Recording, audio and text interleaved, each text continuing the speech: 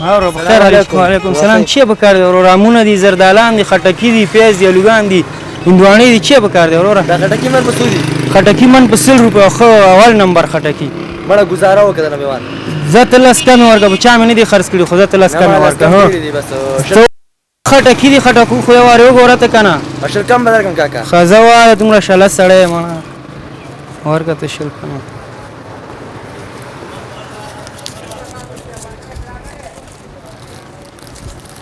دا واله زه لاړو استاد په مخه دې ښه شه.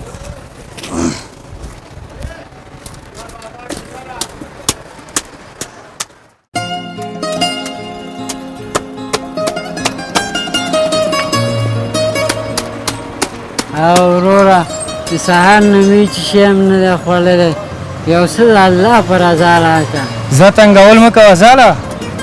خیر دی، یو هم راکړه یا یو بل شی راکړه، خیر دی. مړه یو خو تاسو نه تنګ شو سړیه.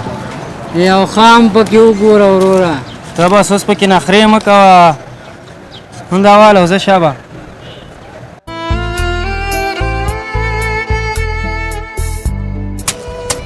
استاد دا خو بیخي د خوړلو نه دی.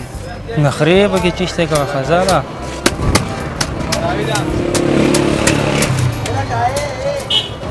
نو استاد دا ته وګوره څو لوټ دی، یو غټ هم راته راکړه. دا خو 100 روپۍ دي مړه، په دې چی کېږي؟ زه تا ته بې درکړو. واله داسې هم درکړم چې په خوب کې به دې م نه لیدلی، ټاپه هم ورباندې شته دی.